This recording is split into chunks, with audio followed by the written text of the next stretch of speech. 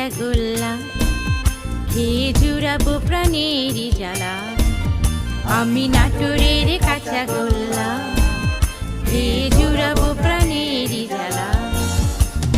রাজধানী ছেড়ে এসে রাজবাড়িতে অঙ্গ জড়িয়ে এক লাল শাড়িতে কাব্যপ্রিয়া বনলতা সেনের দেশে পথ চলি হেলে দুলে খোলা মেলা। আমি নাটোরের কাঁচাগোল্লা, খেয়ে জুড়াবো প্রাণেরই জ্বালা।